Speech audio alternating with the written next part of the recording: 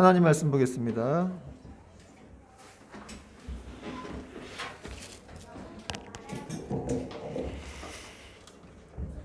하나님 말씀은 사도행전 7장입니다. 7장. 사도행전 7장 35절부터 43절입니다. 사도행전 7장 35절부터 43절 찾으신 줄 알고 교독하겠습니다. 35절부터 읽겠습니다. 제가 먼저 읽을게요. 그들의 말이 누가 너를 관리와 재판장으로 세웠느냐 하며 거절하던 그 모세를 하나님은 가시나무 떨기 가운데에서 보이던 천사의 손으로 관리와 속량하는 자로서 보내셨으니 이 백성을 인도하여 나오게 하고 애국과 홍해와 광야에서 40년간 기사와 표적을 행하였느니라. 이스라엘 자손에 대하여 하나님이 너희 형제 가운데에서 나와 같은 선지자를 세우리라 하던 자가 곧 이 모세라. 산에서 말하던 그 천사와 우리 조상들과 함께 광야교에 있었고 또 살아있는 말씀을 받아 우리에게 주던 자가 이 사람이라. 우리 조상들이 모세에게 복종하지 아니하고자 하여 거절하며 그 마음이 도리어 애굽으로 향하여 아론더러 이르러 우리를 인도할 신들을 우리를 위하여 만들라. 애굽 땅에서 우리를 인도하던 이 모세는 어떻게 되었는지 알지 못하노라 하고 그때 그들이 송아지를 만들어 그 우상 앞에 제사하며 자기 손으로 만든 것을 기뻐하더니 하나님이 외면하사 하늘의 군대 섬기는 일에 버려두셨으니 이는 선지자 측에 교육된 바 이스라엘의 집이여 너희가 광야에서 40년간 희생과 제물을 내게 드린 일이 있었느냐. 같이 읽겠습니다. 몰록의 장막과 신레판의 별을 받들었으며 이것은 너희가 절하고자 하여 만든 형상이로다. 내가 너희를 바벨론 밖으로 옮기리라 함과 같으니라. 아멘. 오늘도 우리 다음교회 함께 하신 여러분들을 환영하고 축복합니다. 우리 옆 사람에게 이렇게 눈빛으로나마 인사하겠습니다. 환영합니다. 우리 마지막 주일이라서 오늘은 또 이렇게 해피 뉴 이어라고 인사하겠습니다. 해피 뉴 이어. 새해 복 많이 받으세요. 네, 여러분 올 한해 정말 수고 많이 하셨습니다. 정말 올 한해 2021년도 벌써 이렇게 갔네요. 어떻게 갔는지 모르겠는데 저도 이렇게 교회를 시작해서 정말 정신없이 이렇게 달려왔는데 생각해 보면은 근데 어떤 책을 읽어보니까 어떻게 갔는지 모르겠다 이렇게 말하는 것이 사실은 어떤 목적 의식 없이 달려왔다 이렇게 말하는 것과 같다라는 식으로 얘기를 하더라고요. 그러니까 정말로 이렇게 자기가 목적한 바도 있고 또 사명이 있었다면 거기에 붙들려서 이렇게 왔다면 정처 없이 오진 않았을 것이다. 이런 얘기를 하는 내용의 책을 제가 본 적이 있습니다.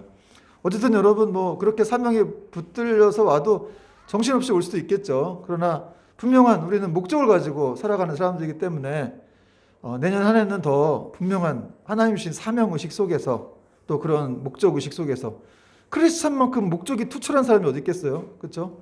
특별한 사람들이죠. 정말 하늘의 사람들이고 하늘에 속한 사람들이고 하늘의 사명을 이루는 사람들이기 때문에 우리는 시간을 마냥 보내는 게 아니라 시간을 구속하는 사람들입니다. 그래서 그 시간에 얽매이지 않고 또 하나님께서 주시는 그 사명대로 살아가는 사람들인 줄 믿습니다. 오늘 말씀 제목은 40년간 기사와 표적을 행하였느니라 이렇게 되어 있는데요. 오늘 본문도 지난주와 마찬가지로 스데반이 유대인들이 잘 알고 있는 그런 내용으로 설교를 하는 내용이에요. 지난주는 어떤 내용이었냐면 스데반이 무슨 설교를 했어요? 모세가 하나님께서 이렇게 모세를 부르시는 내용. 그래서 하나님이 이 40세에 이렇게 잘 나가는 모세, 막 애굽의 문물을 다 배워가지고 능력 있는 그런 모세를 사용하지 않으시고 그를 40년 동안 또 미디안 광야로 이렇게 보내셨어요. 거기서 세상 말로는 썩게 하셨고 아무 의미 없는 것처럼 보이는 그런 시간들을 보내게 하셨습니다. 그런데 의미 없는 시간은 아니었죠. 그 40년 후에 하나님이 찾아오셨기 때문에 그렇습니다. 찾아오셔서 그에게 다시 한번 이렇게 사명을 주시고 이스라엘 백성들을 이끌고 출애굽을 해라 라는 그런 명령을 주십니다. 참 하나님은 알 수 없는 분이세요. 그죠? 우리 인간적인 생각 같으면 40세에 오셔야 될 것 같은데 40세에 그를 사용하셔야 될 것 같은데 하나님의 방법은 그게 아닙니다. 인간적으로 힘 다 빠졌을 때 80세의 노인, 아무것도 없는 노인에게 찾아오셔서 그런 사명을 주신다는 거예요. 이것이 바로 인간의 방법이 아닌 하나님의 방법이라는 것을 우린 또 성경을 통해서 볼 수가 있습니다. 언제나 이렇게 먼저 찾아오세요. 다 잊어버렸다 싶으면 찾아오세요. 찾아오셔서 관계를 회복시키시고 또 새로운 사명을 주십니다. 그래서 오늘도 계속해서 이 모세를 찾아오셔서 그가 어떤 일을 행하셨는지 그런 내용들을 좀 살펴보고 설교를 이어가도록 하겠습니다. 여러분, 모세가 불타는 떨기나무 가운데에서 찾아오신 이 하나님께 부름을 받을 때 그의 나이는 아까도 설명드렸던 대로 80세였습니다. 근데 그 나이 80세의 모세는 정말 아무것도 없는 빈털터리 노인이었죠. 고작 그가 할 수 있는 일이라고는 뭐 미디안 광야에서 뭐 직업이 뭐였습니까? 목동이었으니까 뭐 양치고 뭐 그런 일을 할 뿐이었어요. 그 나이 80에 어떤 일을 새롭게 계획하거나 뭐 새롭게 시작할 수 있는 여지가 없었습니다. 더군다나 그런 사람이 뭐 200만도 넘죠. 그런 이스라엘 백성들을 이끄는 지도자가 될 것이라고는 뭐 상상할 수도 없는 것이죠, 사실은. 그러나 모세가 정말 하나님께서 찾아오셨을 때 그 부르심에 순종하여 믿음의 용기를 발휘했을 때 그는 더 이상 힘없는 노인이 아니었다는 거예요. 연약한 노인이 아니었습니다. 아무짝에도 쓸모없는 노인이 아니었습니다.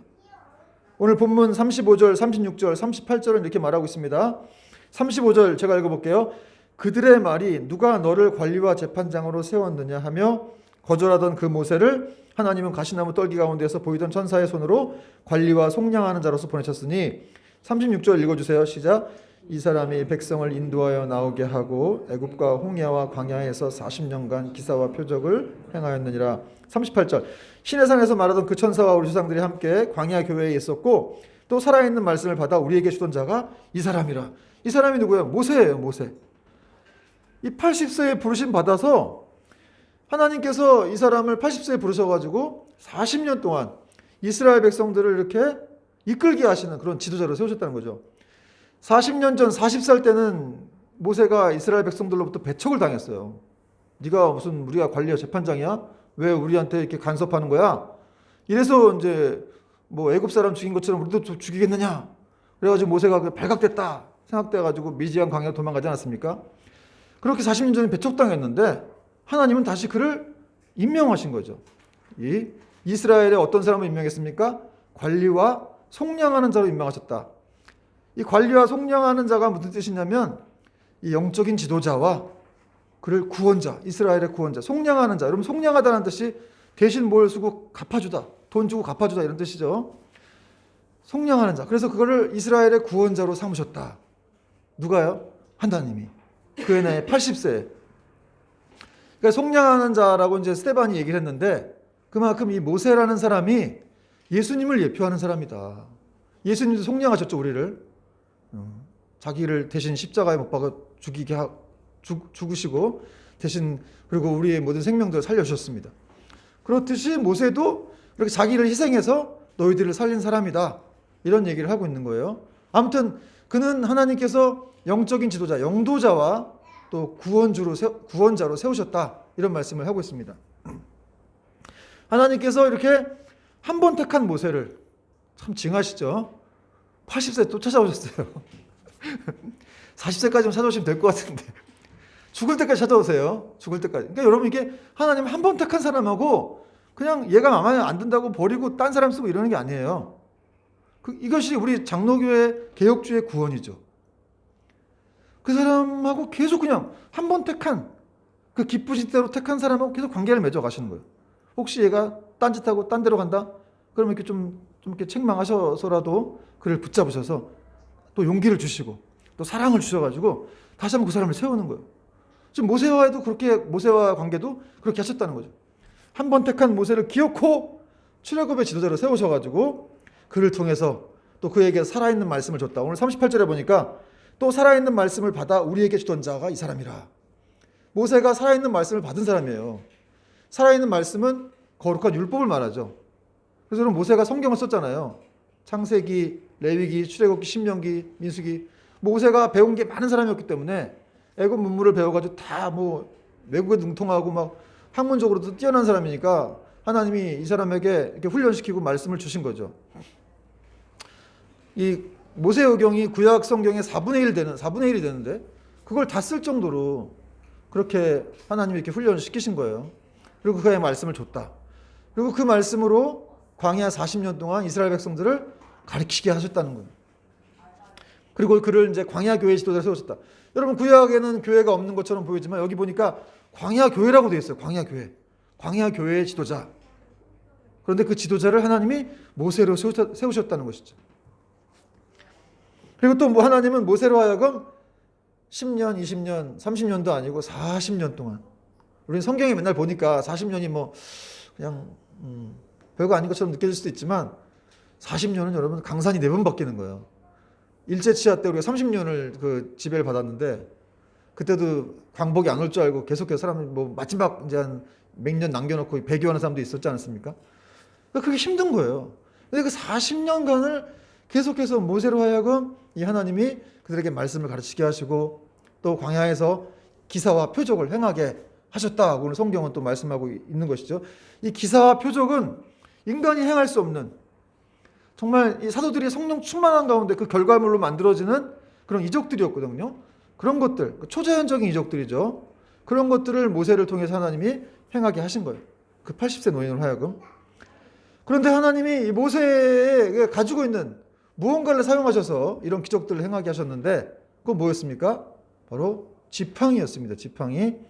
그래서 하나님이 그 지팡이를 통해서 모세에게 일하셨다는 것을 또 말씀하고 있는데요. 근데 여러분 지팡이라고 하는 단어를 원어로 보면 히브리어로 보면 마테라고 되어 있는데 이 단어가 막대기라는 뜻이에요. 막대기. 영어로는 뭐 스태프, 뭐 로드라고 되어 있는데 그러니까 모세의 지팡이가 우리 뭐 엑소더스 뭐 이런 영화 보면은 막 모세의 지팡이가 굉장히 막 웅장하잖아요. 그리고 막 폼나고 막 근사하고 그런데 사실은 그냥 막대기라는 거예요. 막대기. 원어는 막대기예요. 근데 이제 어쨌든 성경은 이제 히브리 성경은 지팡이나 막대기를 이렇게 구분하고 있는 것 같진 않아요. 어쨌든 그냥 볼품없는 마른 막대기. 그걸 들고 다닌 거예요. 근데 영화상에서는 굉장히 좀 멋있게 나오는데 여러분 하나님께서 80세의 모세로 하여금 그의 보잘것없는 막대기로 기적을 행하게 하신 이유는 그 막대기가 그거 하나만이 오직 모세의 것이었기 때문에 그렇습니다. 모세가 40년 동안 미디안 광야의 목동으로 살면서 그에게 있는 것이라고는 그냥 막대기 하나밖에 없었어요. 자기 부인 십보라라는 여자와 또 아이들 2명. 그 외에는 달랑 하나, 막대기 하나, 그 초라한 막대기 하나뿐이었습니다. 그런데 하나님은 그 초라한 막대기를 사용하셔서 하나님의 놀라운 역사들을 이루어 가셨죠. 여러분 우리한테 막대기가 모세에게 있었다면 우리 뭐가 있습니까? 우리한테는? 여러분 하나님은 항상 우리가 가지고 있는 것, 여러분이 생각하기에 정말 초라해 보이는 것, 그런 걸 통해서 하나님 일하시는 거예요. 여러분 세상에 가진 것이라고는 마른 막대기밖에 없는 사람이라 할지라도 하나님께 자신을 내어드리고 그 부르심에 순종하는 믿음의 용기를 발휘한다면 하나님은 그가 가진 막대기를 통해서라도 얼마든지 새 역사의 창조를 이루어 가신다는 것이죠. 그리고 이것이 바로 하나님을 진정으로 믿고 그분께 모든 것을 맡기는 사람들이 어떤 절망스러운 환경 속에서도 소망을 잃지 말아야 하는 이유이기도 합니다. 그러면 여러분 하나님께서 모세의 막대기를 통해서 어떤 일들을 이루셨는지 좀 살펴보겠는데 자 우리가 잘 알고 있는 내용이에요. 모세가 막대기를 사용한 사건들 첫 번째는 뭐 어떤 거였습니까? 이스라엘 백성들을 끌고 홍해 바다로 갔을 때 그때 이스라엘 백성들이 막 난리를 쳤죠. 왜 그렇습니까? 뒤에는 애굽 백성이 쫓아오니까 막 울고불고 난리가 났습니다. 당장 앞에는 뭐 거대한 바다가 있죠. 어디로 갈 데가 없는 진퇴양난에 빠지니까 애굽 백성들이 막 울부짖었는데 그때 모세도 같이 부르짖자 하나님께서 왜 나한테 부르짖느냐? 네 지팡이를 들어라. 그리고 앞으로 나아가게 하라. 그것을 갈라지게 하라. 이런 말씀하셨는데 출애굽기 14장 15절 16절 보면은 제가 읽어드릴게요. 여호와께서 모세에게 이르시되 너는 어찌하여 내게 부르짖느냐? 이스라엘 자손에게 명령하여 앞으로 나아가게 하고 지팡이를 들고 손을 바다 위로 내밀어 그것이 갈라지게 하라. 이스라엘 자손이 바다 가운데서 마른 땅으로 행하리라. 모세가 정말 지팡이를 들고 손을 번쩍 들자 거짓말 같은 상황이 펼쳐졌죠. 홍해 바다가 이 폭이 32km에 달하는 거대한 바다거든요. 그 바다가 쫙 갈라지면서 그 속에 이제 마른 땅이 이렇게 나오게 된 거예요. 바다가 갈라지면서.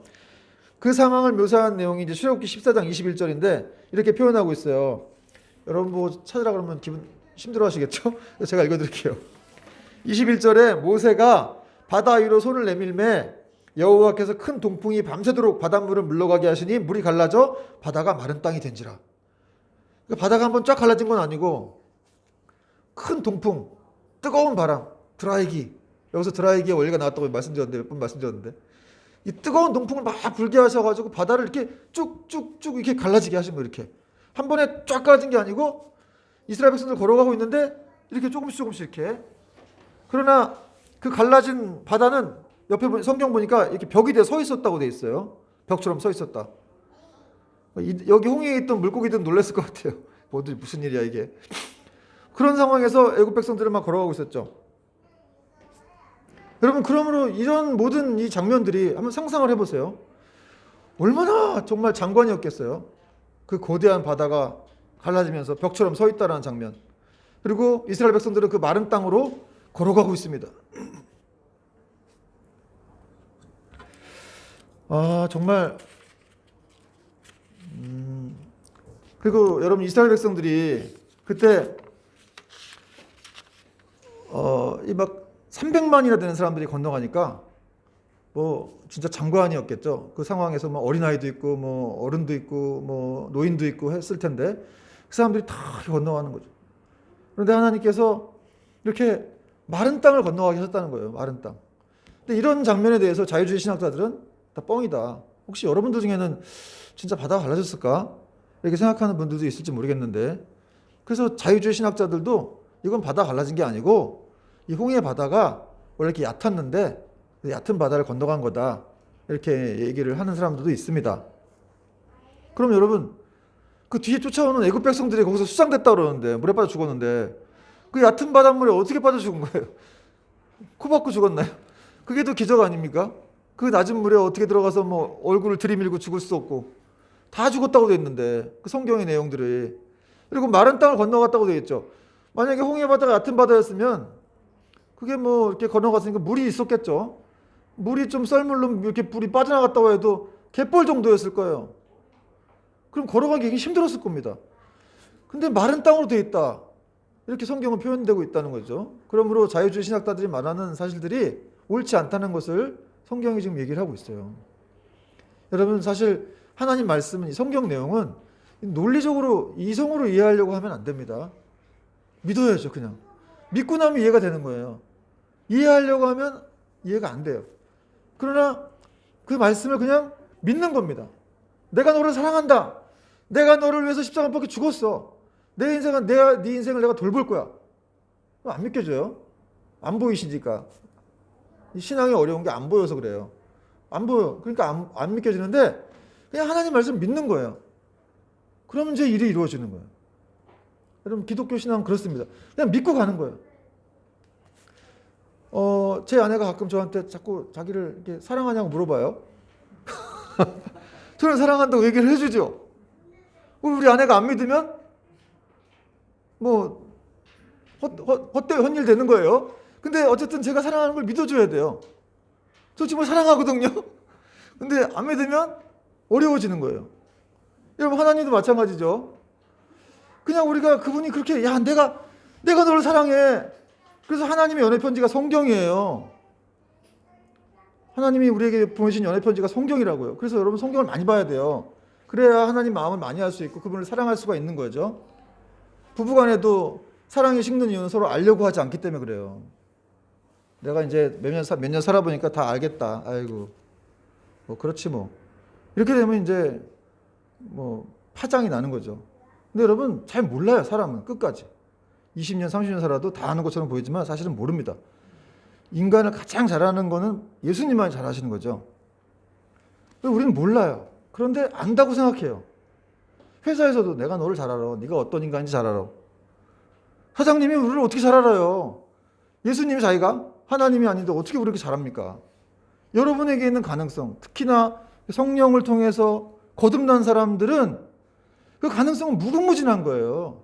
그리고 그 속에는 그게 있는데 웅크리고 있는데 자기 자신을 모르고 있는 거죠. 그러나 하나님은 우리를 만드셨기 때문에 그걸 잘하고 계십니다.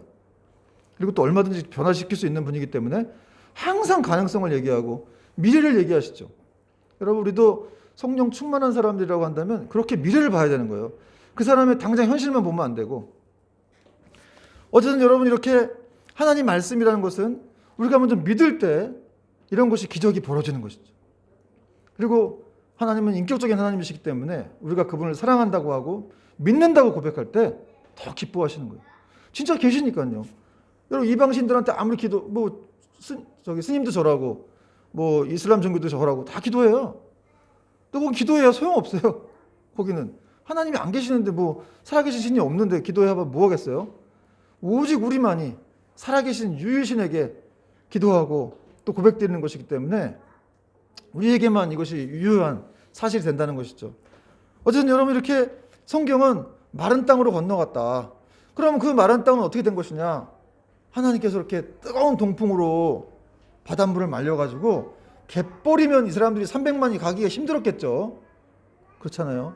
어린아이도 있고 노인, 노약자도 있고. 그리고 여러분 이 사람들이 사실은 이렇게 텐트 같은 걸 지고 다녔어요. 이렇게 메고. 짐이 없는 게 아니에요. 뭐 구름이 지나가다 쓰면은 거기 텐트 치고 또 이 사람들이 생활을 하고 해야 되기 때문에 다 뭔가 이렇게 들고 다녔다고. 그러니까 애들 끌고 뭐 엄마도 잘 알지 않습니까? 애기만 데리고 다니기도 힘든데 또 짐 들고 뭐 그러니까 이게 갯벌이었으면 뭐 물이 있었으면 아마 걸어가기 힘들었고 뒤에 애굽 백성 쫓아오는데 얼마나 여러 가지로 제약이 많았겠어요. 그런데 하나님이 마른 땅을 여러분 이런 구절들 보면 하나님이 얼마나 섬세하신 분이신지 정말 이스라엘 백성들을 이렇게 그들이 잘 건너갈 수 있도록 한 사람이라도 혹시나 다치지 않도록 넘어지지 않도록 마른 땅으로 만들어서 그들을 건너가게 하셨다는 사실이죠.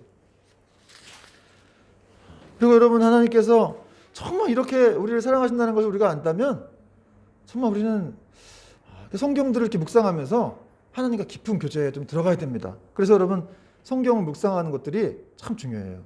그냥 막 대충 빨빨 읽고 이런 게 중요한 게 아니라 성경을 보면서 이렇게 마른 땅으로 만드셨구나. 여기 걷게 하셨구나. 그럼 거기는 뭐 200만, 300만 있었을 텐데 어떻게 사람들이 다 건너갔을까?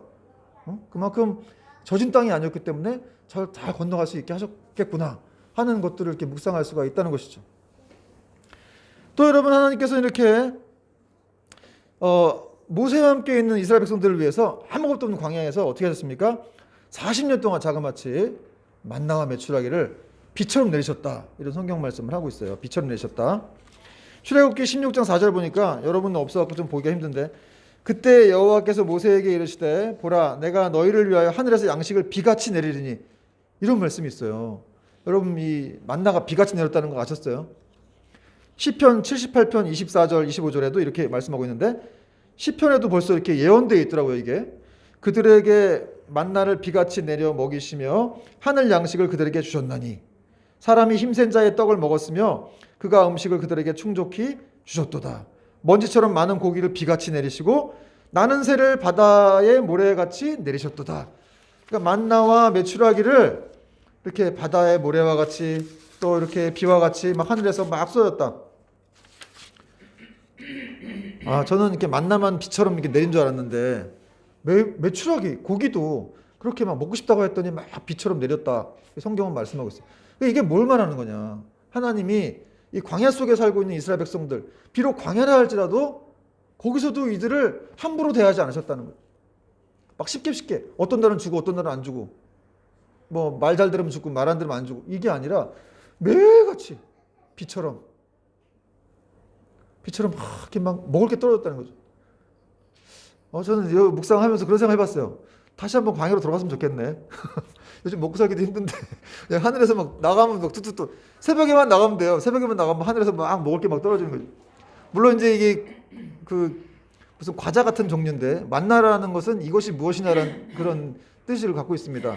그래서 종이 과자, 뭐 기름 과자 이런 종류인데 어쨌든 굉장히 좀 지금도 있었으면 한번 이 성분을 분석해 보고 싶을 정도로 궁금한데 지금은 남아있지 않죠. 어쨌든 40년 동안 이 사람들이 먹었으니까 하나님이 불량식품 주셨겠어요.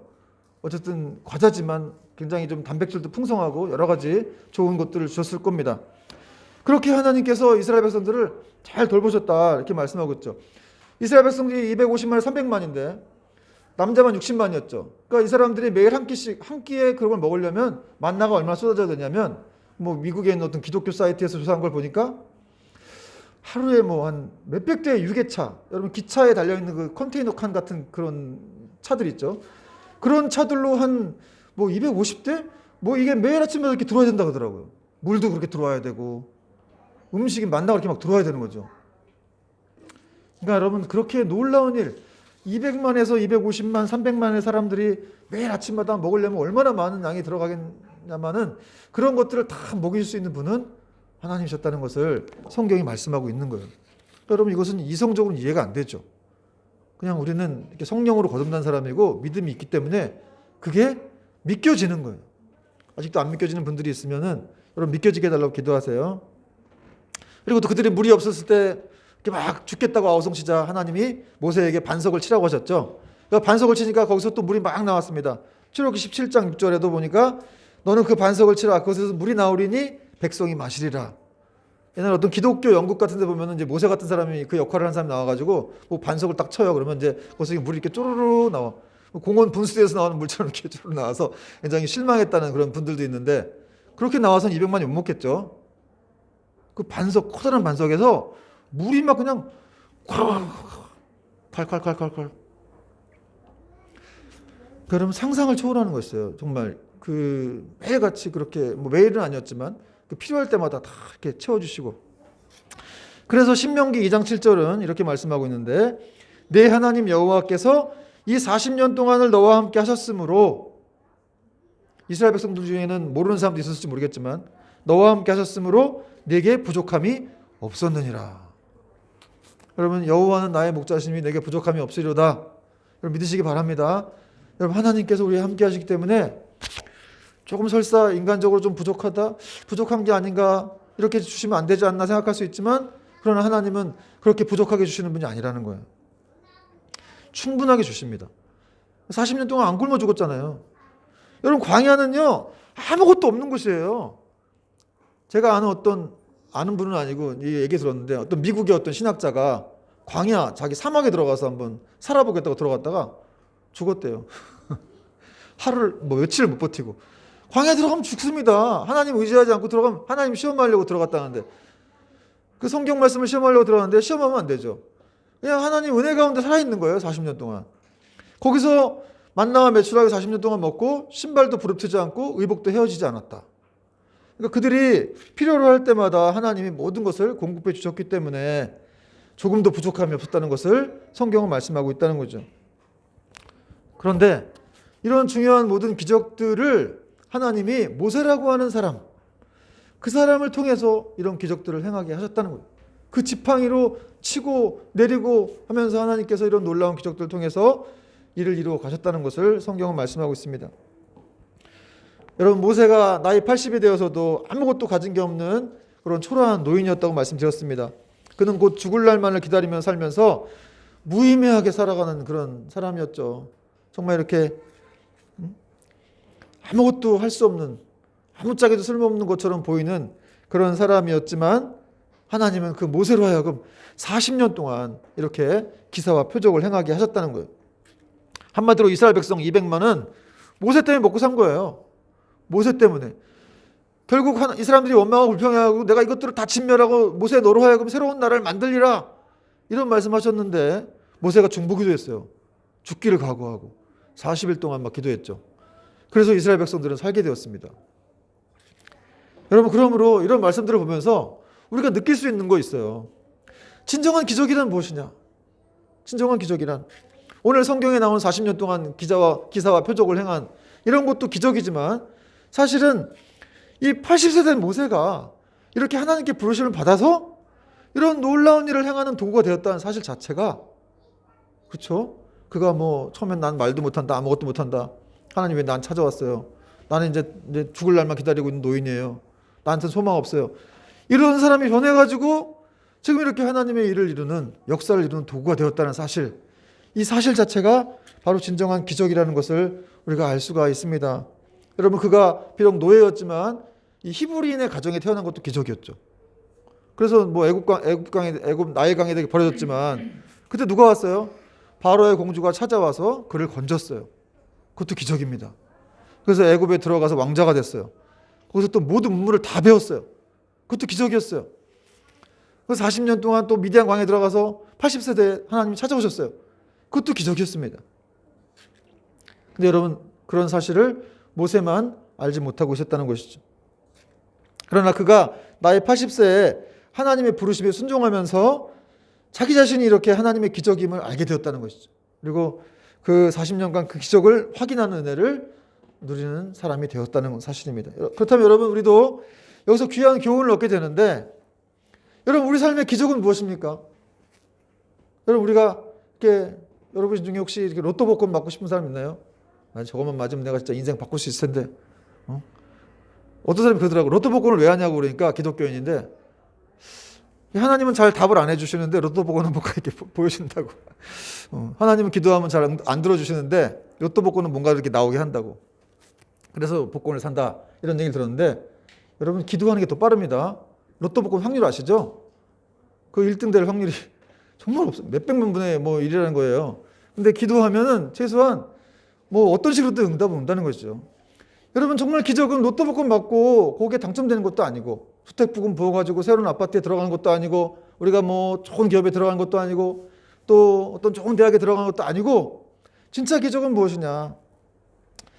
우리 같은 사람들에게 이렇게 하나님이 찾아오신 거예요. 정말 우리 같은 죄인들, 죽을 수밖에 없는 죄인들에게 하나님이 찾아오셔서 우리 안에 거하시고 우리와 동행하신다고 말씀하신다는 사실, 임마누엘의 하나님, 내가 너와 함께하겠다라고 하는 이 사실, 이게 정말 기적이라는 거예요. 그리고 그 예수 그리스도를 통해서 우리는 영원한 생명을 얻게 되었죠. 그게 그냥 뭐 대충 쉬운 일이 아니고 정말 이게 우연도 아니고 기적이라는 사실입니다. 그리고 여러분 이 자리에 이렇게 앉아 있는 것도 비록 조그만 교회, 개척교회 여러분 예배를 드리고 있지만 이렇게 우리가 숨 쉬면서 앉아 있는 거, 이렇게 오늘도 말씀을 듣고 있는 거, 이런 것들이 다 기적이에요. 그리고 또한 연약하고 부족한 우리를 하나님께서 당신의 도구와 대안으로 믿어주신다는 거. 여러분 하나님께서 여러분을 믿어주십니다. 뭐 어떤 뭐 진짜 욕쟁이 할머니처럼 막 욕하고 막 너한테 소망이 없어 이놈아 네가 뭐 너한테 무슨 미래가 있어 막 이러는 어떤 사장님처럼 그렇게 말하실 것 같아요? 아니죠. 하나님은 여러분을 끝까지 믿어주십니다. 그래서 예수님께서 이 베드로에게도 게바에게도 내가 나중에 반석이 되리라, 베드로가 되리라, 막 이렇게 막 좌충우돌하고 정말 막 혈기 막 넘치는 이런 사람에게 하나님이 미래에 어떤 사람이 될 것이라는 것을 알려주신 것 아니겠습니까? 여러분 우리가 이렇게 우리의 삶이 이런 것이 기적이라고 하는 것, 연약해 보이지만 초라해 보이지만 이 모든 것이 기적이라고 하는 것은 모세가 증명해주고 있다는 거예요. 그렇지 않았으면 하나님이 모세를 80세 찾아오실 이유가 없는 거죠. 40세 쓰셔야 되는 거죠. 그러나 다 이렇게 아무것도 없고 초라한 빈털터리 이런 노인 모세에게 찾아오셔서 그때부터 일을 하셨다는 사실 자체가 바로 하나님이 그를 이 하나님의 도구로 사용하셨고 또 미래에 대한 대안으로 쓰셨다는 것을 증명하고 있는 것입니다. 그러므로 사랑하는 여러분, 우리 자신이 바로 하나님의 대안이라는 것, 우리가 바로 하나님의 기적이라는 사실을 여러분 믿어야 됩니다. 여러분 믿으십니까? 우리가 구원받고 자녀가 되었고 어떤 일을 행하고 누구를 만나고 누구랑 결혼하고 누구를 낳고 이게 여러분의 힘으로 되는 거예요? 우리 힘으로 됩니까? 뭐 나 잘나서 내가 다 된 것 같아요? 여러분 우리 힘으로 된 게 아무것도 없는 거 사실은. 태어나고 싶어 태어난 사람도 없습니다. 하나님이 선물로 이 땅에 보내주신 거죠. 그리고 다 누구를 만나게 하시고 어떤 부모를 만나게 하시고 어떤 자녀를 낳게 하시고 어떻게 살게 하시고 뭐 결혼을 못했어도 뭐 뭔가 이렇게 밥 먹고 살게 하시고 어떤 교회를 다니게 하시고 하나님 자녀가 되게 하셔서 믿음을 주시고 이런 모든 것들. 제가 옛날에 25년 전에는 불신자였는데 그때는 그냥 뭐 하나님이 너무 싫었어요. 교회 다니는 것도 싫고 뭐 그래서 막 교회 다니는 동생 괴롭히고 그러던 사람이었습니다. 그 당시 제가 그 하나님의 기적이고 대안인 사실을 제가 몰랐죠. 그러나 하나님 믿고 나서 정말 이렇게 정말 제 인생이 너무 은혜였구나. 그냥 은혜로 지금까지 살아왔구나. 이런 것들을 너무 느꼈어요. 지금은 돌아보면 정말 제가 이렇게 모든 거 다 이렇게 목사가 되고 모든 과정들이 살아왔던 만남들이 다 은혜였구나. 정말 다 기적이었구나 하는 사실들을 깨닫게 되었다는 것이죠. 여러분, 정말 우리가 정말 어떤 것을 가지고 있는지 모르겠지만, 그러나 여러분, 우리는 뭐 초라한 것, 우리 삶이 초라하고 가진 것이 없다 할지라도 우리의 중심을 하나님께 내어드리기만 한다면 하나님은 그것을 받아주시고 우리를 80세 모세와 같이 하나님의 나라에 대안과 도구로 사용해 주신다는 사실이에요. 물론 지금도 사용하시고 있고 구원받은 것 자체가 특별한 기적이고 은혜지만, 우리 하나님은 더 나아가서 우리가 그분께 우리의 중심을 드리고 그분께 더 붙잡히기를 소망하고 있다는 사실이죠. 여러분, 오늘 39절부터는 이제 이 모세와 달리 이스라엘 백성들이 반대의 길을 간다는 것을 얘기하고 있는데, 이스라엘 백성들은 우상 숭배를 했어요. 39절 보니까 우리 조상들이 모세에게 복종하지 아니하고자 하여 거절하며 그 마음이 도리어 애굽을 향하여, 40절 여러분 읽어주세요. 시작. 아론도로 이르되 우리를 인도할 신들을 우리를 위하여 만들라. 애굽 땅에서 우리를 인도하던 이 모세는 어떻게 되었는지 알지 못하노라 하고, 41절 읽어주세요. 시작. 그때 그들이 송아지를 만들어 그 우상 앞에 제사하며 자기 손으로 만든 것을 기뻐하더니. 여러분, 하나님의 기적인 모세와 같이 40년 동안 광야에 있으면서 구름기둥 불기둥으로 인도함을 받고 홍해바다 갈라진 걸 보고 뭐 반석에서 물이 터져나오는 걸 보고 40년 동안 만나와 메추리가 막 비같이 쏟아지는 것을 보고도 이 사람들이 광야에서 어떻게 했느냐? 모세와는 달리 정반대의 길을 갔다는 거예요. 그리고 결국은 금송아지를 만들었어요. 황금송아지. 모세가 하나님 말씀 받으려고 시내산 올라갔는데 40일 동안 뭐 몇십 일 동안 내려오지 않자 지도자가 안 보이니까 그 우상을 또 만들어가지고 거기서 막 난리를, 막 광란의 파티를 벌인 거예요. 출애굽기 32장에 보면은 이 모세가 내려옴이 더딤을 보고 그들이 우상을 만들었다, 이런 말씀하고 있어요. 여러분, 항상 이렇게 믿음이 약한 사람들은 자꾸 뭘 안 보인다고 하면 난리를 치는 거예요. 안 보인다. 왜 이렇게 느리는 거냐? 지금쯤 돼야 되는데 왜 안 되는 거냐? 기다리지 못합니다. 기다리지 못하기 때문에 계속해서 이렇게 우상을 만드는 거죠. 뭔가 이렇게 보여야 안심이 되거든요. 우상은 자기 손으로 만드는 거 알죠? 근데 여러분, 일본이나 대만 가보면은 800만이 넘는 우상이 있어요. 대만도 2000만이 넘는 우상이 있고 인도에도 몇억 개가 되는 우상이 있다더라고요. 다 사람이 자기 손으로 만든 거예요. 뭔가 하나 이렇게 인형을 세워놓고 너는 하나님이야, 너는 누구야? 그런다고 하나님 됩니까, 여러분? 근데 그렇게 뭔가 보여야 안심이 되는 거예요. 여러분, 그러므로 크리스찬에게 중요한 건 보이지 않을 때가 중요합니다. 보이지 않을 때 우리는 어떻게 하는가? 근데 보이지 않을 때도 하나님 일하시거든요. 그걸 믿는 거예요. 보이지 않지만 내 삶이 깜깜해 보이는데 하나님이 안 계신 것처럼 보이지만 그럼 하나님이 함께 일하시고 계시고 여전히 나를 붙들고 계시다는 사실을 믿는 것이 진정한 신앙입니다. C.S. 루이스라는 사람이 이런 말 했어요. 성령의 역사는 기다림이고 마귀의 역사는 초조함이다. 여러분, 초조하신 분 있어요? 마귀가 자꾸 지배하는 거예요. 지금 뭔가에 초조하고 자꾸 쫓기는 듯하고, 그러면 성령의 역사가 이루어지는 것이 아니고 마귀가 지금 막 이렇게 옥죄는 겁니다. 여러분, 기억하시기 바랍니다. 결국 이렇게 우상 숭배하는 이스라엘 백성들 하나님이 내버려 두셨다, 이렇게 말씀하고 있어요. 42절 하나님이 외면하사 그들을 그 하늘의 군대 섬기는 일에 버려주셨으니, 이 하늘의 군대 섬기는 일이라는 것은 하늘의 해와 달, 별들을 우상으로 섬기는 일을 말하는 거거든요. 그런 일, 섬기는 일을 그냥 내버려 뒀다는 거예요. 그렇게 섬기도록. 여러분, 어떤 사람들이 이렇게 안 좋은 일을 하는데, 나쁜 일을 하는데 그런 일 하는 것 자체를 그냥 이렇게 내버려 두는 것 자체가 하나님의 심판이라는 거예요.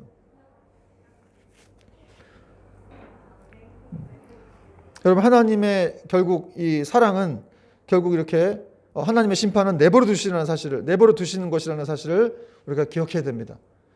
하나님께서 사랑하시기 때문에 징계도 하고 나쁜 길로 가면 붙잡아 좀 책망하시기도 하고 그 회사 망하게 하시기도 하고 가정에 좀 막 분란 일어나게 하시기도 하고 정신 차리게 하시는 거예요.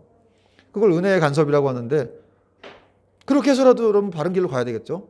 그럼 하나님이 만약에 진짜 버리실 것 같으면 내버려 두세요. 로마서에도 보니까 로마서 1장 24절에도 그들이 막 그 당시 2000년 전에도 이제 동성애가 있었는데 그 사람들이 이렇게 부끄러운 일을 하도록 하나님 내버려 뒀다, 이런 사도 바울이 그런 기록들을 쓴 것이 있죠. 로마서 1장 24절 그러므로 하나님께서 그들을 마음의 정욕대로 더러우면 내버려 두사 그들의 몸을 서로 욕되게 하게 하셨으니 이 때문에 하나님께서 그들을 부끄러운 욕심에 내버려 두셨다. 이렇게 또 말씀하고 있다는 것이죠. 내버려 두시는 게 심판이면 진짜 무서운 거예요. 차라리 하나님이 나를 좀 때리셔라도 좀 징계하셔라도 나를 이렇게 올바른 방향으로 이끌어 가시는 것이 진정한 사랑입니다.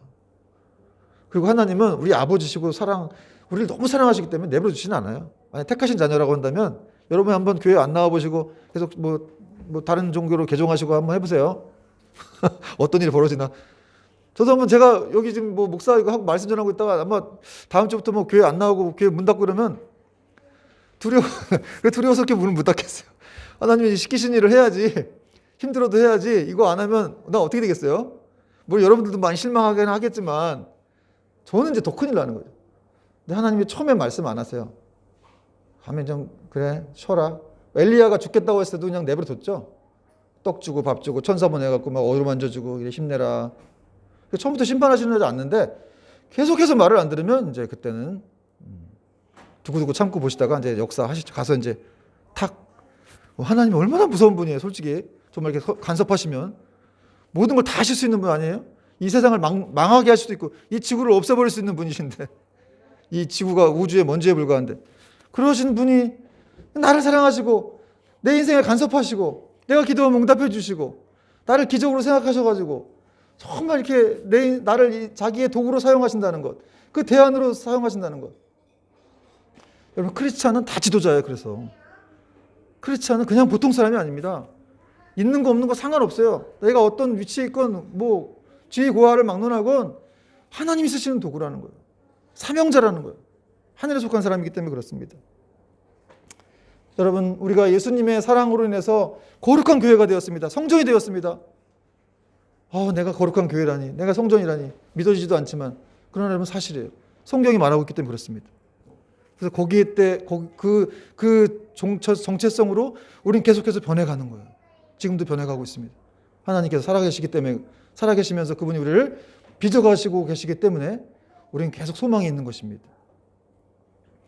여러분 오늘도 이 한 주도 이 믿음으로 승리하시길 바라고 또 오늘은 2021년 마지막 주일인데 정말 올해 어떻게 살아왔다 할지라도 내가 하나님의 기준이고 기적이고 대안이고 또 소망이라는 사실. 왜냐하면 교회가 소망이기 때문에 그렇습니다. 우린 교회이기 때문에 하나님의 대안입니다. 소망이고 기적입니다. 그런 사실을 기억하고 내년 한 해도 더 주님께 붙들리는 여러분 되기를 주님의 이름으로 축원합니다. 찬양하겠습니다.